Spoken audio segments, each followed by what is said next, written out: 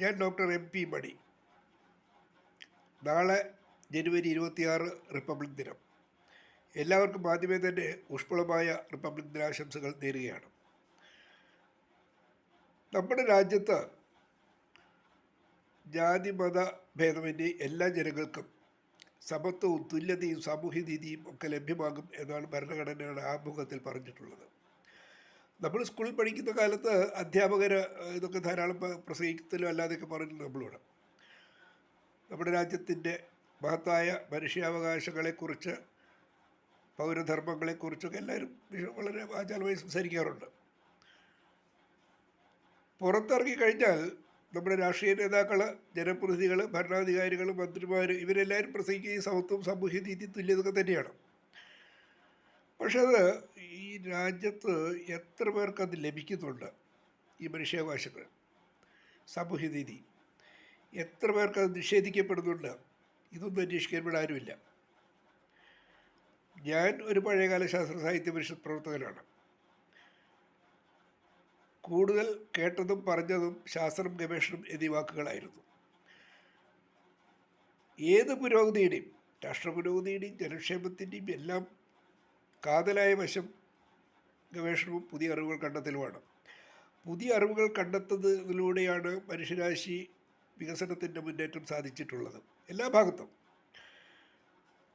ഞാനും ഇതൊക്കെ വിശ്വസിച്ചു. സ്വന്തമായി നടത്തിയൊരു പഠനത്തിൽ വൈദ്യശാസ്ത്ര രംഗത്ത് ഒരു തിരുത്തലുണ്ടാക്കാം എന്ന് ബോധം വന്നു. ആസ്മയ്ക്ക് കാരണം അലർജിയാണ്, ഇതിന് പരിഹാരം എളുപ്പമല്ല എന്നാണ് ഇപ്പോഴും ലോകാരോഗ്യ സംഘടന അടക്കം പറയുന്നത്. സ്വന്തമായി ഒരു പഠനം നടത്തിയപ്പോൾ വൈദ്യശാസ്ത്രത്തിൽ പറയുന്ന ഈ സിദ്ധാന്തം തെറ്റാണ് എന്നാണ് മനസ്സിലായത്. അങ്ങനെയാണ് ഒരു പുതിയ സിദ്ധാന്തവുമായി ഞാൻ മഹാത്മാഗാന്ധി സർവകലാശാലയിൽ 2001 ചെല്ലുന്നത്. അന്ന് അവിടെ സ്കൂൾ ഓഫ് സോഷ്യൽ സയൻസസിലെ ഡയറക്ടർ അത് ഒപ്പിട്ട് എൻ്റെ ഇത് സ്വീകരിച്ചതാണ്.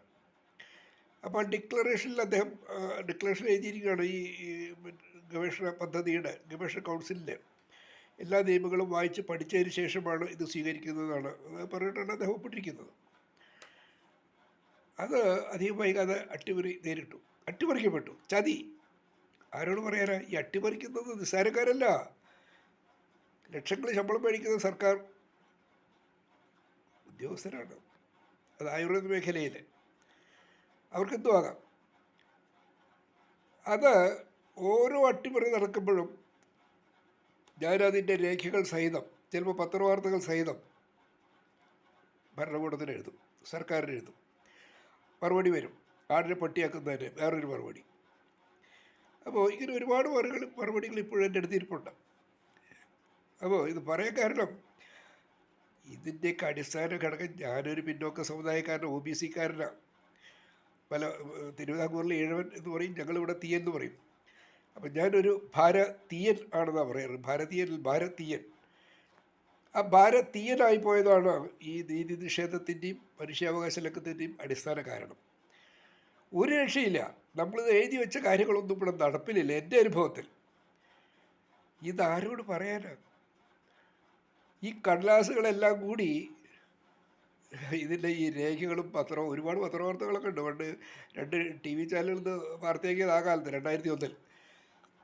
ഇതെല്ലാം കൂടെ തുന്നിക്കൂട്ടി ബഹുമാനപ്പെട്ട മുഖ്യമന്ത്രിക്ക് 2016 അയച്ചു കൊടുത്തു. ഇതെനിക്ക് വ്യക്തിപരമായി നേട്ടമുള്ളതല്ല, രാഷ്ട്ര പുരോഗതിക്ക് ആവശ്യമുള്ള കാര്യങ്ങളാണ്. 3 വർഷം കഴിഞ്ഞ് മറുപടി കിട്ടി. ആ മറുപടിയിൽ ഹെൽത്ത് സെക്രട്ടറി ഒപ്പിട്ടിരിക്കുന്ന അതിൽ തുടങ്ങുന്നതാണ്, ഇയാൾ ഒരു ഡോക്ടറാണെന്ന് സ്വയം അവകാശപ്പെട്ട് നടക്കുന്ന വ്യക്തിയാണ്. പോരെ, വ്യാജനാണ്, അത് പച്ചയ്ക്ക് പറഞ്ഞില്ലാതേ ഉള്ളൂ. ഈ കത്ത് വന്ന കവറിലെ അഡ്രസ്സിൽ പറയുന്ന ഡോക്ടർ എം പി മണി, ജില്ലാ മെഡിക്കൽ ഓഫീസർ. എന്താ ഇവിടെ നടക്കുന്നത്? എന്ത് മനുഷ്യാവകാശം അവിടെ ഉള്ളത്? എന്ത് സാമൂഹ്യനീതിയാണ് ഉള്ളത്? എന്ത് തുല്യതയാണ് ഉള്ളത്? അപ്പോൾ ഇത് അനുഭവിക്കുക, വേറെ വഴിയൊന്നുമില്ല. അത്രേ എനിക്ക് പറയാനുള്ളൂ.